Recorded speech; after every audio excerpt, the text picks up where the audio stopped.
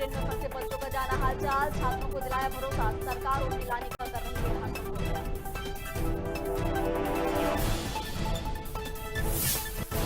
सतना में पत्रकार पर पुलिस ने छेड़खानी का झूठा प्रकरण किया दर्ज, पत्रकार ने जताई नाराजगी, पुलिस अधीक्षक से की मामले में निष्पक्ष जांच की।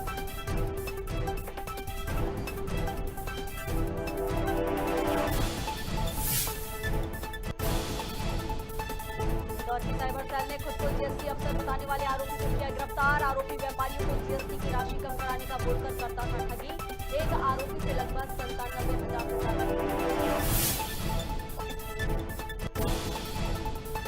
बिलासपुर रेलवे स्टेशन में संपत्ति क्रांति एक्सप्रेस पर कुछ युवकों ने एक महिला के साथ किया भद्रता, मामले में 15 से ज्यादा युवक गिरफ्तार, महिला ने आरोप लगाया कि ट्रेन में सुरक्षा के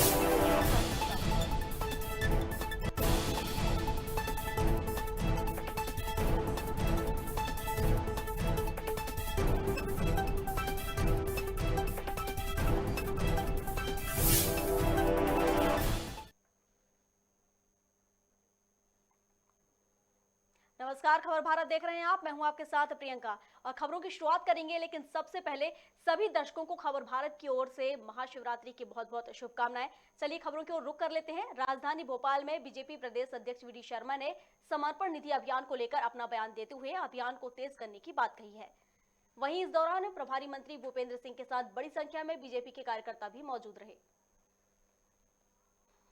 समाज के हमारे वो लोग जो हमारे सिंपैथाइजर हैं, उनका समर्पण, जिनसे हर वर्ष हम आजीवन सेवा निधि करते हैं, इस बार समर्पण निधि हम कह रहे हैं। तो इसलिए अधिकतम लोगों तक पहुंचना ये हमारा टारगेट है। कोई कलेक्शन नहीं है, ये धन संग्रह नहीं है। मैंने पहले दिन भी कहा था, ये अपने संगठन के लिए और अपने विचार के लिए कार्यकर्ताओं का समर्पण है, और समाज के वो लोग जो भारतीय जनता पार्टी से सिंपैथी रखते हैं, ये उनका समर्पण भारतीय जनता पार्टी के लिए है। जिस अभियान में अधिकतम लोगों तक पहुंचना, और एक विशेष प्रकार का अभियान हमने लिया है, समाज के अलग अलग प्रकार के सेगमेंट के लोगों के पास जाकर के इस अभियान के माध्यम से जोड़ना। भोपाल मंडल के डीआरएम सौरभ पदोपाध्याय ने प्रेस कॉन्फ्रेंस आयोजित की, जिसमें उन्होंने भोपाल मंडल के कार्यों की जानकारी ली। इस दौरान पदोपाध्याय ने बताया कि भोपाल स्टेशन के प्लेटफॉर्म नंबर 1 पर डेवलपमेंट का कार्य तेजी से हो रहा है। यात्रियों को सुविधा के लिए 2 एक्सीलेटर और 1 लिफ्ट की व्यवस्था की जाएगी।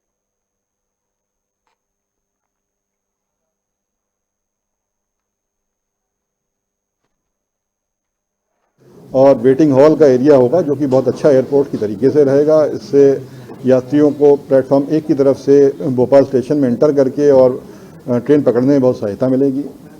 और ये हमारा कोशिश है कि जो प्रथम फ्लोर है और जो मेन सुविधाएं हैं वो हम मार्च के अंत तक चालू कर लें।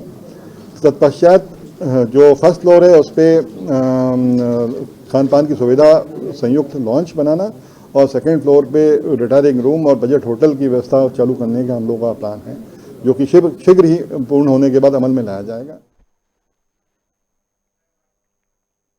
रूस और यूक्रेन के बीच युद्ध लगातार जारी है, और इस बीच मध्य प्रदेश सहित देश के सभी राज्यों के बच्चे वहां फंसे हुए हैं, जिनको भारत लाने के लिए केंद्र सरकार ऑपरेशन चला रही है, और सभी 1-1 हजार से ज्यादा बच्चों को सुरक्षित लाया जा चुका है।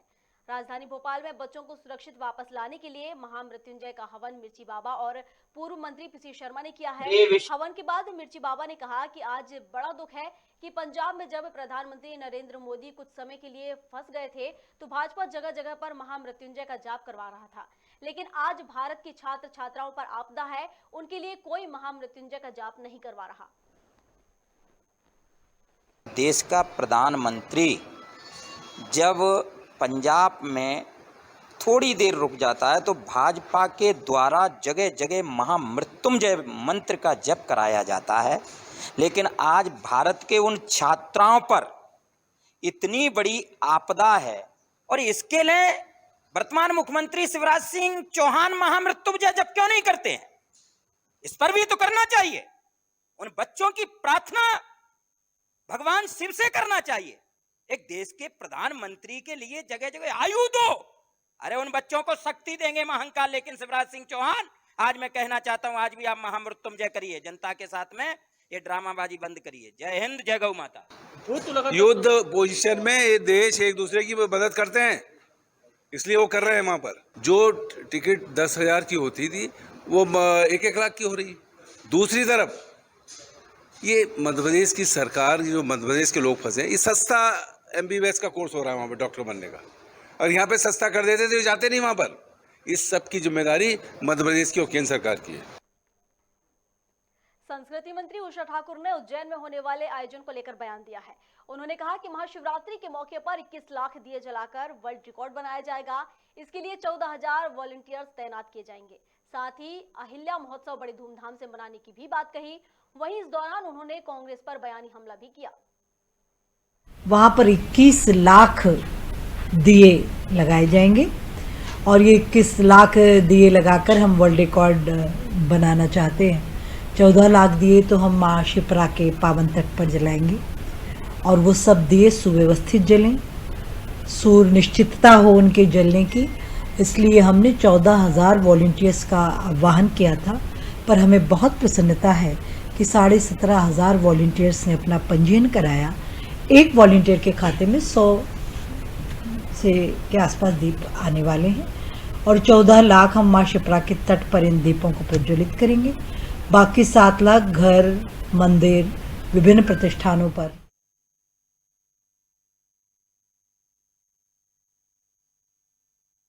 महिला कोच में महिला यात्री सफर कर रही थी। इसी दौरान कुछ युवकों ने महिला के साथ अभद्रता कर दी, जिसको लेकर RPF ने 15 से ज्यादा युवकों को थाने में बिठाया है और सभी से पूछताछ की जा रही है। वहीं महिला का आरोप है कि ट्रेन में सुरक्षा के कोई पुख्ता इंतजाम नहीं किए गए थे।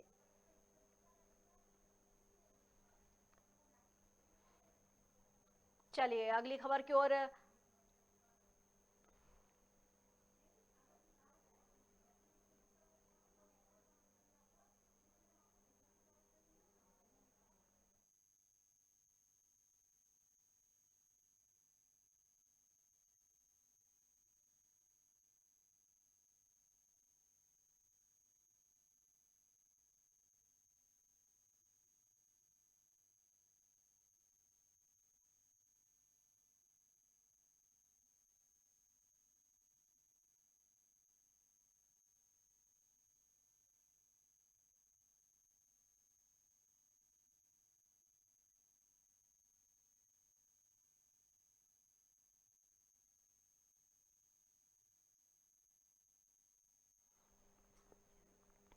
गोरेला पेंड्रा के मरवाही मंडल परिसर में करोड़ों रुपए का निर्माण कराया गया, जो कि गुणवत्ता विहीन था, जिसकी शिकायत लगातार वरिष्ठ अधिकारियों से की गई। उसके बाद भी कोई कार्रवाई नहीं हुई। वहीं छत्तीसगढ़ विधानसभा के अध्यक्ष डॉक्टर चरणदास महंत के हाथों इस परिसर का निर्माण होना था, लेकिन कार्य में अनियमितताएं देखते हुए विधानसभा अध्यक्ष ने लोकार्पण करने से मना कर दिया। वन विभाग होश में आओ, वन विभाग होश में आओ, वन विभाग होश में आओ। अधिकारी तानाशाही नहीं चलेगी, नहीं चलेगी। अधिकारी वन विभाग होश में आओ, वन विभाग होश में आओ, वन विभाग होश में आओ। अधिकारी तानाशाही नहीं चलेगी, नहीं चलेगी। जैसे कि आप देख रहे हो, फॉरेस्ट विभाग में लगातार करप्शन का घर हो गया पूरा मरवाही वन विभाग। हम इस चीज़ से बहुत दिन से परेशान थे। आज इतनी सारी निर्माण कार्य हो रहे हैं, पर यहाँ फॉरेस्ट विभाग के जो मजदूर वर्ग के लोग हैं, जिन्हों की मजदूरी भुगतान, ऐसी चीज़ें नहीं हो रही और बेफिजूल यहाँ पे पैसे का दुरुपयोग किया जा रहा है। लगातार पैसों का बहुत गलत तरीके से हनन करते हैं। हर चीज़ें, कोई भी चीज़ें बताई नहीं जाती। आज जैसे कि आप देख रहे हैं, आज महंत जी आ रहे हैं, पर उसमें बस महंत जी को ही बुलाया गया। तो क्या उसमें कोई संशोधन या पोस्टपोन हुआ है क्या? वन विभाग का मेरे प्रोटोकॉल में कोई कार्यक्रम नहीं आया है, मगर यहाँ आने के बाद मुझे बताया गया कि कुछ कार्यक्रम है। मैंने यहाँ के जो CCF है और जिला प्रशासन है, उनसे बात की है कि मुझे जिस कार्यक्रम में जाना उचित है उस कार्यक्रम में ले जाएंगे। अलीराजपुर प्रेस क्लब में पत्रकार समागम कार्यक्रम का आयोजन किया गया, जिसमें शहीद चंद्रशेखर आजाद की पुण्यतिथि मनाई गई, जिसमें आजाद की मूर्ति पर श्रद्धा सुमन अर्पित किए गए। कार्यक्रम में कलेक्टर राघवेंद्र सिंह और पुलिस अधीक्षक मनोज सिंह सहित तमाम लोग उपस्थित रहे। जिले के समस्त पत्रकारगण और जिले से बाहर से भी आए समस्त पत्रकार बंधु और मंच पे आसीन हमारे आदरणीय कलेक्टर साहब और जिले के वरिष्ठ पत्रकार बंधुगण, आज का दिन हम लोग का ऐसा शेड्यूल इस तरह का था कि हम आपके कार्यक्रम में पहुंच पाएंगे कि नहीं पहुंच पाएंगे ये समझ नहीं पा रहे थे, लेकिन इतना हम लोगों ने फ़ोन किया कि हम लोगों ने मंत्री जी का कार्यक्रम आधे अधूरे को छोड़ करके उनसे निवेदन करके हम लोग वहाँ से विदा लेके आपके पास आए हैं। एसपी साहब ने बहुत ही गूढ़ तरीके से और जिस तरीके से यह चीज़ कहनी चाहिए थी उस तरीके से इसका महत्व रेखांकित किया है कि जो भी एक पत्रकारिता का जो बड़ा दायित्व है वह अलीराजपुर जैसे ज़िले में और भी महत्वपूर्ण हो जाता है जब हम इसको इस तरीके से देखते हैं कि यहाँ साक्षरता का प्रतिशत 32-35% है। और अभी जो भारत सरकार द्वारा कुछ ज़िले चुने गए हैं जिनमें साक्षरता पर काम करना है। सतना में नागौद तहसील के पत्रकार वरुण गुर्जर पर दबाव में आकर नागौद पुलिस द्वारा छेड़छानी का झूठा मुकदमा दर्ज किया गया, जिसको लेकर जिले भर के पत्रकारों में नाराजगी देखी गई, जिसको लेकर जिले भर के सैकड़ों पत्रकारों ने पुलिस अधीक्षक धर्मवीर सिंह यादव को ज्ञापन सौंपा और मामले की निष्पक्ष जांच की मांग की है। ये 2-3 लोगों को फंसा चुकी है और हम लोगों को भी फंसाना चाहती है। हम सिर्फ ये मांग करते हैं कि जो भी जांच हो उसके बाद कार्रवाई हो। जो धाराएं जो लगी हुई हैं जी, उसमें क्या आपको लग रहा है? फर्जी धाराएं ये लगी हुई हैं। महिला ने जहर खाया था, जहर में उसमें स्टेटमेंट जो लिखे गए हैं उसमें छेड़छाड़ का उसका आप लोगों का कहना ये था कि वो उसका जो बयान है आया है जिसके आधार पर अपराध पंजीबद्ध किया गया था उसको बारीकी से जांच की जाए। मैंने इस बात के लिए उनको आश्वस्त किया है कि जो सही होगा वही कार्रवाई होगी, फर्जी कार्रवाई किसी के खिलाफ नहीं होगी। हमारे बजरंग दल के साथी वरुण गुर्जर जी को अनैतिक रूप से फंसाया जा रहा है। बर्तन की दुकान में वरुण गुर्जर बर्तन ले रहे थे, वहाँ सीसीटीवी कैमरे लगे हैं, हमारे कार्यकर्ताओं ने वीडियो भी बनाया है। वो बर्तन ले रहे थे, वो महिला और वो लड़की आई और गाली गलौज चालू कर दी। खुद वरुण गुर्जर के द्वारा ही पुलिस को सूचना दी गई, पुलिस आई, पुलिस को भी गालियां दी उस लड़की ने। जब पुलिस वहाँ मौजूद थी वो कहती है कपड़े फाड़े गए। वीडियो में है कि कपड़े उसके नहीं फटे, बढ़िया है, कायदे से है, उसके साथ कोई। अब देख सकते हैं आपके पत्रकार भी सुरक्षित नहीं है। अगर कोई किसी के खिलाफ आवाज उठाता है तो इस तरह से उसके साथ बदसलूकी की जाती है। सतना में जिस तरीके से घटना सामने आई है कि सतना में नागौद तहसील के पत्रकार वरुण गुर्जर पर दबाव में आकर नागौद पुलिस द्वारा छेड़छानी का झूठा मुकदमा दर्ज किया गया है, जिसको लेकर जिले भर के पत्रकारों में नाराजगी देखी जा रही है।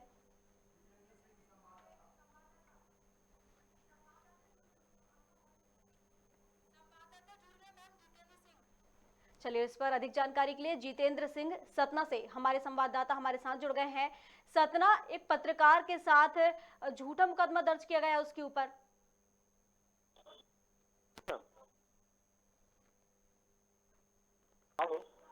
हाँ, आपकी आवाज मुझ तक आ रही है जी, बोलें। मैम, ये घटना करुणा कुशवाहा नाम की एक लेडीज है जी, रहने वाली है। ये इसका मूलतः जो है गांव जसो है। काफी समय से ये लंबे समय से नागौद में रह रही है।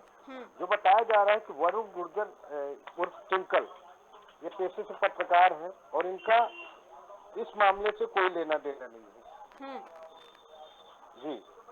और उसमें नागौद थाना में दबाव में आकर राजनीतिक षड्यंत्र रच कर पत्रकार के ऊपर 354 का मामला लगाया गया है, दर्ज किया गया है जी मैम। तो जिस तरीके से बात निकल कर आ रही है कि छेड़खानी का झूठा मुकदमा दर्ज किया गया है, दबाव में आकर किया गया है, तो क्या इसकी शिकायत उन्होंने कहीं और की है पत्रकार ने? जी मैम, एक्चुअली ये जो घटनाक्रम सामने आ रहा है तो ये अभी धान खरीदी केंद्र जब संचालित हो रहे थे तो उस समय 400 बोरी धान पकड़ी गई थी नागौद में। एसडीएम साहब ने पकड़ा था। ये करुणा कुशवाहा के घर में ही पकड़ी गई थी। अब क्योंकि व्यापारी थी, राजनीतिक लोगों की ये धान थी, तो उसका बदला लेने के लिए शायद इस पत्रकार के ऊपर इस तरह का फर्जी मुकदमा कायम करवाया गया है जी मैम। देखिए, जिस तरीके से पत्रकार के ऊपर ये फर्जी मुकदमा दर्ज किया गया है, तो क्या धान को उजागर करने में उनका कोई हाथ था या पुरानी कोई रंजिश थी जिसको लेकर ये मुकदमा दर्ज किया गया? जी मैम, जो बात सामने आ रही सूत्रों के मुताबिक, तो ये कहीं ना कहीं पत्रकारिता में सब लोग सभी पेपर न्यूज चैनल्स वाले एक साथ जाते हैं, कहीं ना कहीं किसी ना किसी का रोल रहता है जी। तो टिंकल वरुण गुर्जर भी उस समय थे वहाँ पे, क्योंकि पूरे टाउन के पत्रकार इकट्ठे हुए जब एसडीएम साहब की दबिश पड़ी उनके घर में। तो और भी कई मामले इस औरत के हैं। जसो सीए जब नगौद आई थी, बताया जा रहा है, जो हमारे सूत्र बता रहे हैं कि इनका माँ और बेटी का पेशा ही यही है कि 181 की धमकी देना, छेड़खानी की शिकायत करने की धमकी देना। मतलब कई लोगों को ये ऐसे धमका चुके हैं और आज ये स्थिति आ गई कि एक पत्रकार के ऊपर 354 का मामला जो है दर्ज किया गया है। यही पत्रकार बजरंग दल के प्रखंड संयोजक है। तो अभी परसों जो है बजरंग दल ने भी इसका विरोध किया था। जी मैम, तो कहना चाहिए कि एक साजिश है और कहना चाहिए सोची समझी साजिश के तहत एक पत्रकार को, एक निर्दोष पत्रकार को जो है फंसाया जा रहा है, जिसके एवज में कल पूरे जिले भर के पत्रकार एडिशनल एसपी पुलिस अधीक्षक सतना मुलाकात तो नहीं हो पाई, लेकिन एडिशनल एसपी को आवेदन देके ये फर्जी मुकदमा हटाने की मांग की गई। जी मैम। चलिए ठीक है, हमारे साथ पत्रकार भी जुड़ चुके हैं जितेंद्र, हम आपको बता दें, तो हम उनसे भी चर्चा कर लेते हैं कि आखिर क्या कुछ उनके साथ घटित हुआ है। सर बताइए कि क्या कुछ हुआ, किस तरह से आपके खिलाफ मुकदमा दर्ज किया गया? मैम, मेरे खिलाफ नहीं, एक वरुण गुर्जर है, वरुण गुर्जर वो भी पत्रकार है, तो चूंकि उन लोगों का काम कवरेज करना होता है, तो उन्होंने एक बबलू खटिक नाम से किसी व्यक्ति की धान जब्त करवाई थी माननीय एसडीएम साहब के द्वारा, और उस पे उन्होंने खबर लगाई थी, जिसके चलते ये महिलाएं जो है ये बीड़ी श्रमिक के घर में रहती हैं, तो वो कब्जा किया हुआ है बबलू खटिक द्वारा। तो ऐसी स्थिति इनका कुछ जानकारी आई है कि इनके द्वारा वो धान पकड़वाने के चलते एक झूठे आरोप में वरुण गुर्जर को फंसाने का प्रयास किया गया है और उनके ऊपर मामला कायम किया गया है। उसके लिए पत्रकारों के द्वारा जिला पुलिस अधीक्षक को ज्ञापन भी सौंपा गया है कि जिससे उचित कार्रवाई के लिए कि उसमें जांच कर उचित कार्रवाई की जाए, क्योंकि झूठा मामला कायम किया जाता है। और इन महिलाओं के द्वारा जो भी बात सामने रखी गई है, तो वो कई बयान रखे गए हैं, पुलिस के पास ही न्यायालय में भी बयान दिया गया है, पुलिस को भी बयान दिया गया है।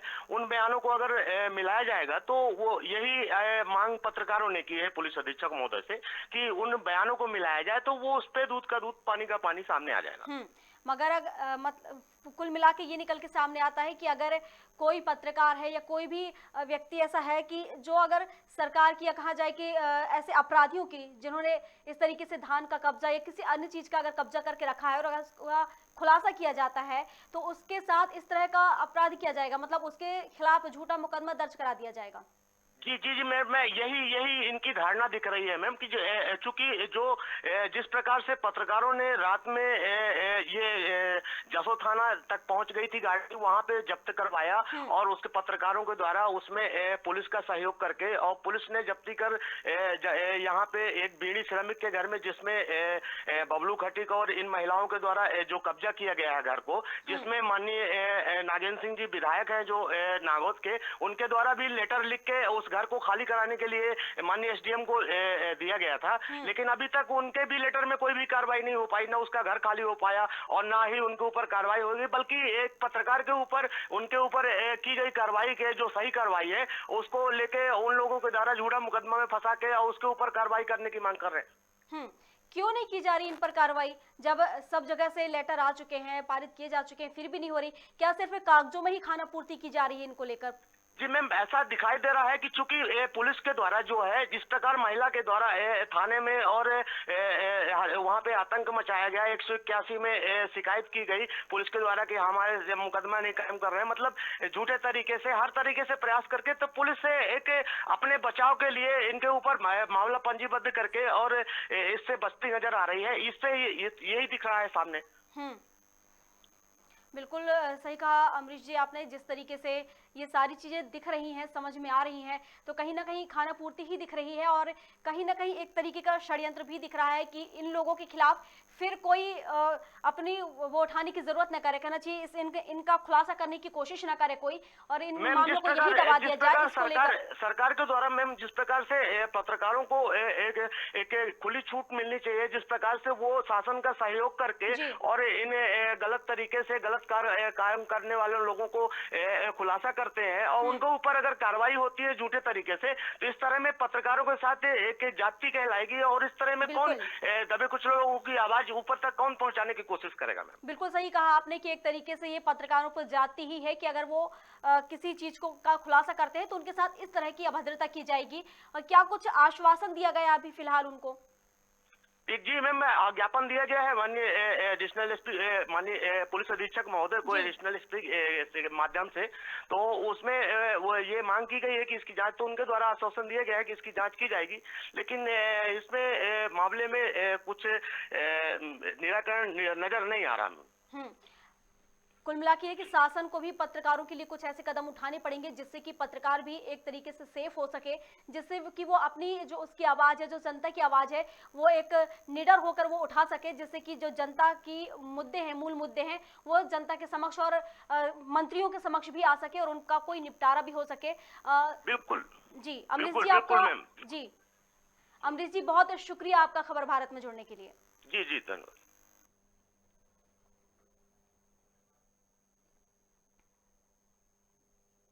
चलिए अगले खबर की ओर रुख कर लेते हैं। मंडल जिले के नैनपुर नगर के पोस्ट ऑफिस में कर्मचारियों की कमी होने की वजह से आए दिन लोगों को काफी दिक्कतों का सामना करना पड़ता है। लिहाजा खाताधारियों को पैसे निकालने और जमा करने में घंटों लाइन में खड़े रहना पड़ता है। वहीं इस परेशानी से ऑफिस के अन्य कर्मचारी भी परेशान हो चुके हैं। खाताधारियों ने कर्मचारियों की जो कर्मचारी हैं उन्हें बढ़ाने की मांग की है।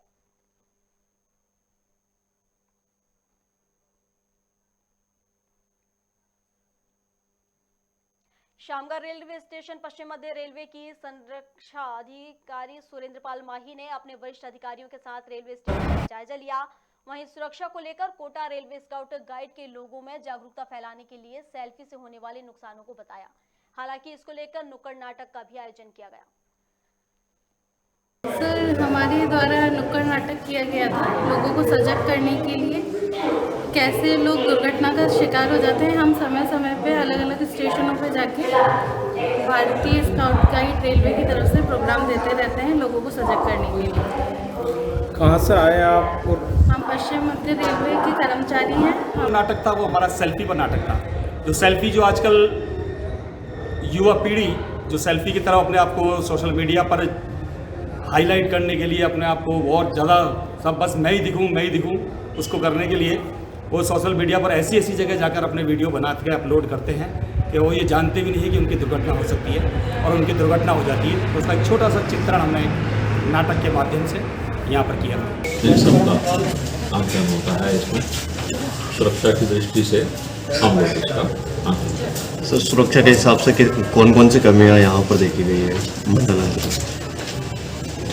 ऐसी कोई विशेष चीज़ हमें नहीं मिली है जिसको कहा जा सके कि इस पर तुरंत कार्रवाई करने की आवश्यकता है। कुछ रूटीन चीज़ें रहती हैं, उसके अलावा कुछ नहीं। सर, यहाँ पर एक ये तो आई थिंक उत्तम पाई गई है हर चीज़। चलिए अगली खबर की ओर रुख कर लेते हैं। नरसिंहपुर के करेली में कार्यक्रम का आयोजन किया गया जिसमें स्वामी शंकराचार्य नित्यानंद सरस्वती महाराज ने हिंदू राष्ट्र संगोष्ठी को संबोधित किया और कहा कि इस कार्यक्रम का मुख्य उद्देश्य संस्कृति की रक्षा करना है। इसी के साथ उन्होंने कहा कि रूस और यूक्रेन हमले का असर भारत में भी देखने को मिलेगा। इसके साथ ही उन्होंने अयोध्या में मस्जिद को जमीन देने वाले न्यायालय के फैसले को भी गलत बताया। स्थिति उत्पन्न करके 25 किलोमीटर दूर जो जमीन दी गई है 5 एकड़, उसका उपयोग करेंगे। एक उत्तर प्रदेश में 3 नए पाकिस्तान बनने का क्रम चलेगा। यह निर्णय भी अदूरदर्शितापूर्ण है। माननीय उच्चतम न्यायालय को मैं संकेत करना चाहता हूँ, सावधान। न्यायालय की यह भाषा नहीं हो सकती है। अधिकार तो नहीं बनता, लेकिन उपहार के रूप में इतनी जमीन दी जाएगी। न्यायालय की भाषा है क्या? सुनिए, अधिकार को नहीं बनता, लेकिन उपहार के रूप में 5 एकड़ भूमि दी जाए, ये न्यायालय की बात है। न्यायालय की भाषा तो नहीं हो सकती इसका मतलब। पृथ्वीपुर के भारतीय स्टेट बैंक से पैसे निकालकर जा रहे युवक के हाथों से अज्ञात चोरों ने पैसे छीनकर भाग गए, जिसे स्थानीय लोगों की मदद से कुछ ही देर में पकड़ लिया गया और उसकी जमकर पिटाई की गई। वहीं मौके पर मौजूद कुछ लोगों ने इसका वीडियो बनाकर सोशल मीडिया पर वायरल कर दिया। फिलहाल वायरल वीडियो के आधार पर पुलिस ने मामला दर्ज कर लिया और जांच शुरू कर दी है।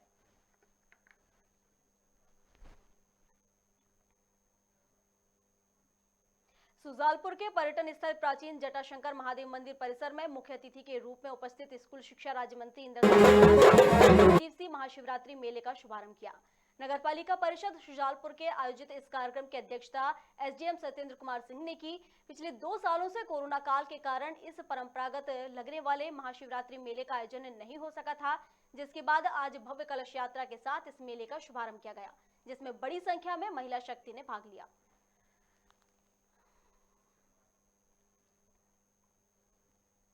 देश के प्रधानमंत्री नरेंद्र मोदी के नेतृत्व में सरकार यूक्रेन से भारतीयों को लाने का प्रयास कर रही है, जिसको लेकर प्रधानमंत्री ने इस विषय पर 4 केंद्रीय मंत्रियों को भी नियुक्त किया है, जिससे तत्काल मदद कर बच्चों को सुरक्षित वापस लाया जा सके।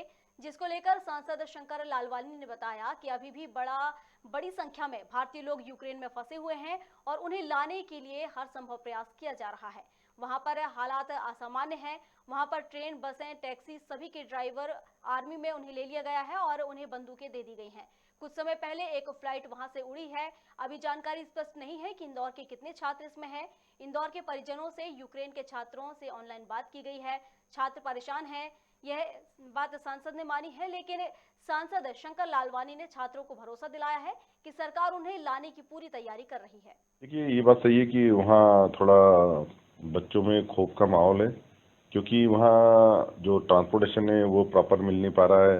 शेल्टर क्योंकि वहाँ ठंड ज़्यादा है, तो ठंड ज़्यादा होने के कारण शेल्टर की एक व्यवस्था जो प्रॉपर होना चाहिए उसको लेके भी, और सबसे ज़्यादा साइकोलॉजिकल जो एक पैनिक रहता है वो नेचुरली स्वाभाविक है कि जिस प्रकार के हालात हैं वो उनको रहेगा, उनके परिवार को रहेगा।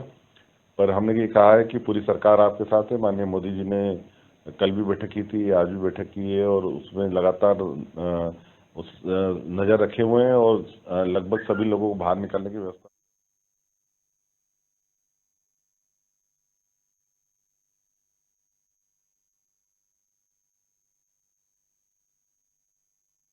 जहीन, जिस तरीके से एक और यूक्रेन में लोग फंसे हुए हैं, लगातार छात्रों की खबरें आ रही हैं, उनके परिजन परेशान हो रहे हैं और उसमें थोड़ी सी दिलासा वाली खबर आई है जहां पर सांसद शंकर लालवानी ने भी यूक्रेन में फंसे छात्रों से बात की है और उन्हें जल्द से जल्द भारत लाने की बात भी कही है। जी जहीन, मैं आपको बता दूं प्रियंका, जो है इंदौर सांसद शंकर लालवानी जी जो है हर मामले में काफी सक्रियता दिखाते हैं। इसी को लेकर उन्होंने जो है यूक्रेन में जो फंसे हैं इंदौर के जो बच्चे हैं उनको लेकर जो है उनके परिजन का हालचाल जाना, साथ ही बच्चों को भरोसा दिलाया कि सरकार उन्हें जल्द ही हर संभव प्रयास कर इंदौर लाएगी। आपको बता दें कि प्रधानमंत्री नरेंद्र मोदी के नेतृत्व में सरकार यूक्रेन से भारतीयों को लाने के लिए प्रयास कर रही है। साथ ही बात की जाए तो मोदी जी के इस विषय में 4 मंत्रियों को नियुक्त भी किया है, जो कि वो अलग अलग देशों में उनको लाने के लिए, जो यूक्रेन में फंसे छात्र हैं उनको लाने के लिए जो है हर संभवतः मदद कर रहे हैं और उस कमेटी में काम भी कर रहे हैं। यूक्रेन में जो फंसे छात्र हैं उनसे जो है इंदौर के शंकर लालवानी जी ने फिलहाल जो है वीडियो कॉल के माध्यम से उनका हालचाल जाना है। परिजनों का क्या हाल है, कैसे हैं परिजन? उनसे बात हुई होगी बच्चों से, क्या कुछ कहना है परिजनों का? परिजनों का जो हाल से बेहाल है और जो है वो अपनी पीड़ा बताते हुए नजर आए। जो इंदौर का जो छात्र है उसकी जो माता जी, इंदौर का जो छात्र विभोन शर्मा है, उसके परिजनों से जो शंकर लालवानी जी ने मुलाकात की और जो है विदेश मंत्रालय से अधिकारियों से चर्चा कर उन्हें सुरक्षित वापस लाने का भरोसा दिलाया। लेकिन उसकी जो विभोर की जो माता जी है वो काफी जो है चिंतित नजर आई। उसके पिता के माथे पर भी चिंता की लकीरें थी कि उस वहाँ पर युद्ध विराम नहीं हो रहा है और उनके बच्चे जो है बंकर में रह रहे हैं। काफी जो है उनको काफी मदद की जरूरत है और काफी असमानताओं का उनको वहाँ पर सामना करना पड़ रहा है। क्या अभी वो वहाँ पर सुरक्षित है और क्या वहाँ से उसे कोई हेल्प नहीं मिल रही? वहाँ की सरकार की उन्होंने उन्होंने की बात की जाए तो उन्होंने बताया इंडियन एम्बेसी से उन्होंने संपर्क किया है और शंकर ललवानी जी ने भी उन्हें भरोसा दिलाया कि इंडियन एम्बेसी से उनका संपर्क हुआ है।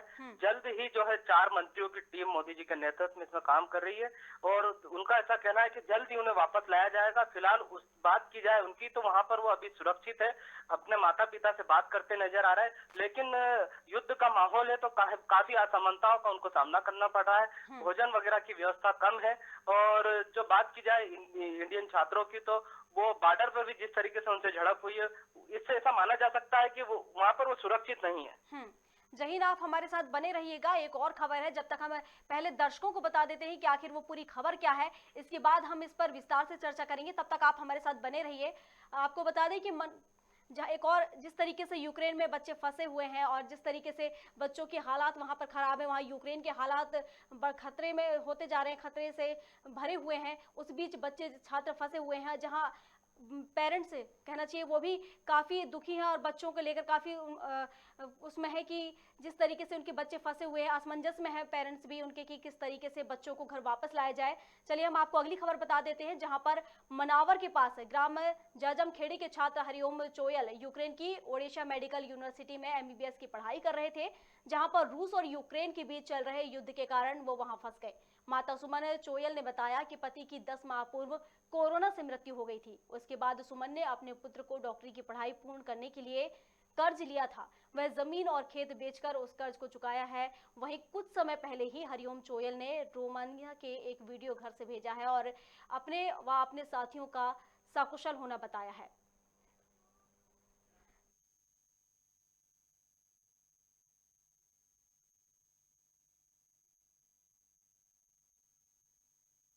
हरिओम चोयल से हमारी बात नहीं हुई है। अभी यूक्रेन पढ़ने हमने भेजा, अभी दिसंबर में गया वो। कितने साल हो गए? 4 साल हो गए, ये 4था साल चल रहा। क्या मैसेज आया उधर से? उधर से मैसेज आया कि मैं दूसरे देश में सुरक्षित पहुंच गया हूं न। उसके बाद में हमारी कोई अभी तक बात नहीं हुई। विदेश मंत्रालय से मैं निवेदन करना चाहता हूं कि हमारे समाज के जो बच्चे वहां फंसे हुए हैं उन्हें निकालने में मदद प्रदान करें। जहां पर रूस और यूक्रेन के बीच चल रहे युद्ध के कारण वो वहां फंस गए। माता सुमन चोयल ने बताया कि पति की 10 माह पूर्व कोरोना से मृत्यु हो गई थी। उसके बाद सुमन ने अपने पुत्र की डॉक्टरी की पढ़ाई पूर्ण करने के लिए कर्ज लिया था, जिसका कर्ज वह जमीन और खेत बेचकर उन्होंने चुकाया है। वहीं कुछ समय पहले ही हरिओम चोयल ने रोमानिया से एक वीडियो घर भेजा है और अपने साथियों के सकुशल होने की खबर दी है। चलिए इस पर वाहिद मंसूरी हमारे साथ हमारे सहयोगी जुड़ चुके हैं मनावर से। वाहिद, मैं आपसे ये पूछना चाहूंगी, जिस तरीके से एक और छात्र जहां पति की पिता की उनकी मृत्यु हो गई है, उसके बाद भी माँ ने उन्हें उसकी पढ़ाई पूरी करने के लिए MBBS की पढ़ाई जो कि वो कर रहे थे पूरी करने के लिए यूक्रेन में भेजा था, लेकिन अब वो भी वहां पर फंस गया है। क्या कुछ अपडेट है इसका, क्या कुछ जानकारी है आगे की? प्रियंका जी, मैं बताना चाहूँगा कि मनावर के पास जाजिमखेड़ी ग्राम है, वहाँ के छात्र हरिओम चोयल है, जो कि पढ़ाई MBBS की पढ़ाई करने के लिए ओडिशा मेडिकल यूनिवर्सिटी यूक्रेन में है पढ़ने गए हैं, जिनको 4था साल चल रहा है पढ़ाई में। परंतु रूस और यूक्रेन के बीच युद्ध हो जाने के कारण वो वहाँ पर फंस गए हैं। माताजी, उनकी विधवा माताजी है, उनके जो पिताजी जो थे, उन्होंने उसकी अपने बच्चे की पढ़ाई के लिए जो कर्ज लिया था, कर्ज लेने के बाद उनके भी बच्चे को पढ़ाई में जो कर्ज लिया था और बच्चे को पढ़ने भेजा था, और उसके बाद उनके पिताजी की 10 माह पूर्व कोरोना काल में मृत्यु हो गई। अब माताजी सुमन जो चोयल है, जो विधवा माताजी है, उन्होंने अपने बच्चे को पढ़ाई का खर्च पूरा करने के लिए अपनी जो संपत्ति जमीन जो थी वो सब बेच दी और अपने बच्चे का भविष्य बनाने के लिए उसको यूक्रेन भेजा। सुमन चोयल के 2 पुत्र हैं मैडम, एक हरिओम चोयल जो डॉक्टर बनने यूक्रेन गए हैं और एक छोटा बच्चा है सुमन चोहल जो एक विधवा है, अपना बच्चा ही उसका जीवन है, उसका सहारा है, उसका जीवन बनाने के लिए उसने अपना सब कुछ त्याग करके उसकी पढ़ाई के लिए यूक्रेन भेजा, लेकिन वहाँ उसके फंस जाने से, उसकी जिंदगी फंस जाने के कारण वो बहुत ज्यादा परेशान है। बार बार दौड़ती है, टीवी चालू करती है, देखती है कहीं से उसके बच्चे की खबर मिल जाए, लेकिन उसका संपर्क अपने बच्चे से नहीं हो पा रहा था, जिससे बहुत ज्यादा परेशान होकर वो इधर उधर दौड़ती थी। कभी किसी से कुछ गुजारिश करती थी, भगवान से प्रार्थना करती थी, सरकार से बार बार मांग कर रही, वो कह रही है कि सरकार मेरे बच्चे को वापस ला दें, और वहीं भगवान की पूजा अर्चना करती हुई पाई गई। वहीं अभी उसको अंत के टाइम में कुछ उसको ऐसी सूचना, मैसेज उसके अपने बेटे का आया है कि उसको मोल्दोवा से रोमानिया की ओर कहीं ले जाया जा रहा है, लेकिन वो सुरक्षित है, ये उसको सूचना मिली है। जहां रोमानिया से हो सकता है भारत सरकार प्लेन के द्वारा उसको भारत लाए, ये सूचना मिलने पर वो थोड़ी संतुष्ट हुई है, लेकिन वो हर छोटे बड़े आदमी से पूछताछ करती है और परेशान होती है।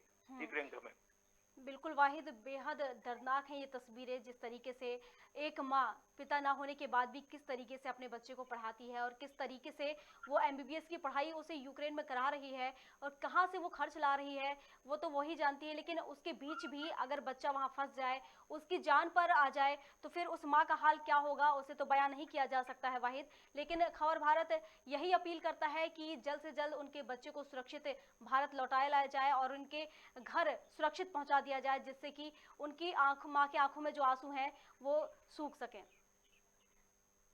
बहुत शुक्रिया वाहिद आपका। जी थैंक यू।